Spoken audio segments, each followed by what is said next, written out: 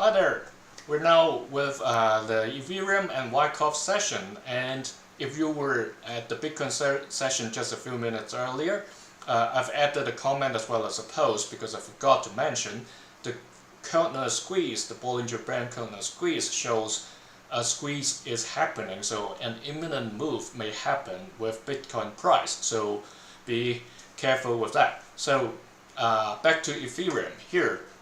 We are looking at the weekly chart, and last time we put in the tag here is Ethereum coming down for an automatic reaction from the buying climax, and indeed this week it is showing us the automatic reaction, so that's very interesting. A lot of things seems to follow what Wyckoff's work has predicted or has analyzed. So back to here, if we are having this automatic reaction and that stays above this $3,540 key resistance line, then we would expect a second test to happen later on.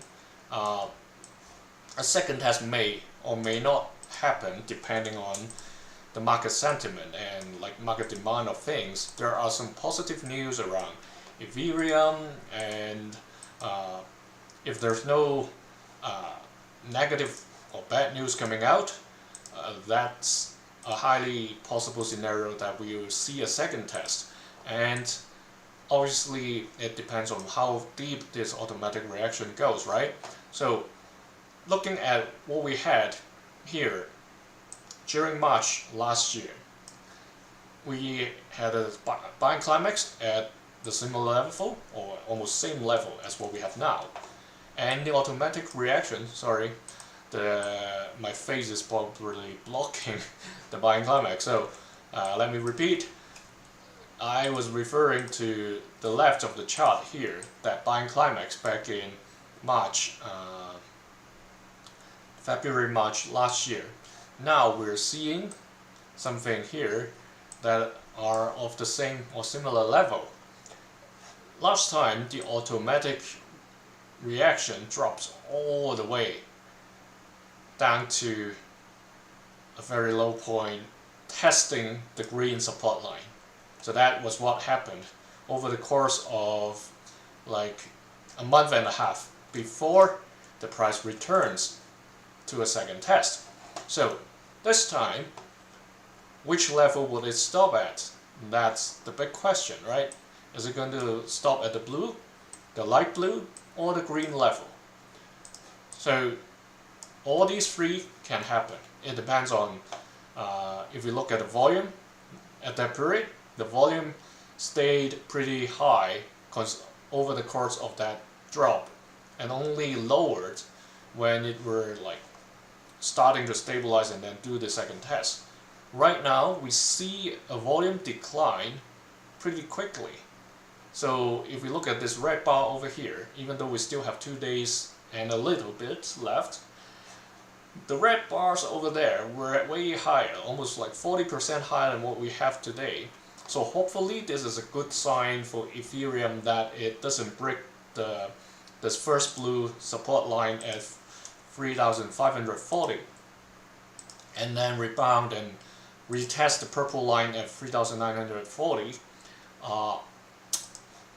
Supposedly, if there's sufficient positive fuel to fuel the surge, then instead of just a second test, we'll see an upthrust that goes higher than the buying climax.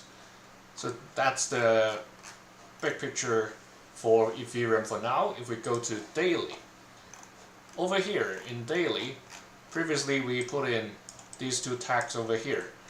Is it an upthrust or upthrust of the distribution? Because I said, okay, there are two scenarios that I was seeing. The one, I just want to take away this yellow box for a moment because it's very busy in the chart and it's probably not easy for you to see. So the yellow tags are one of the scenarios that I just added in last week when I look at the chart again, because the daily chart is just too noisy. So this one may be a prolonged PSY period, while the buying climax only appeared during mid-June, while the pink or the red scenario, the red tag scenario, was where the buying climax happened 1 month earlier in mid-May. And then now we're already at the upthrust of the distribution period. The difference, I would say, is there may be a chance in the yellow scenario that the price will go one time more to give us a new high, because that can be an upthrust of the distribution in the yellow scenario. However, if it's the red, then the party may be over already, and this may be the peak of this distribution cycle. It doesn't mean it can retreat quickly and then come back for another distribution cycle, like do this. It can. It's just need a little bit of accumulation and then boom, there it goes. It's just different ways of things happening. In the long run, if Ethereum is continuing to be healthy and like developing steadily, that can happen. Here, one more thing, if I draw a line on this crazy upward surge, starting from beginning of this month, on the 9th, not this month, last month, July, now it's August already. Over the past 3 days, this line, this support line has been broken through. So remember, I think if we look at this, whenever I draw a line now, you probably see a wedge or a triangle. So I've mentioned this more than enough in every single session. So whenever I draw a line crossing these supports or resistance levels, you probably already noticed. So that's when the breakout happened. Remember, I always say when there's something like this, it either comes here or go there. It all depends on whether there's sufficient like rocket fuel to bring it to a new level.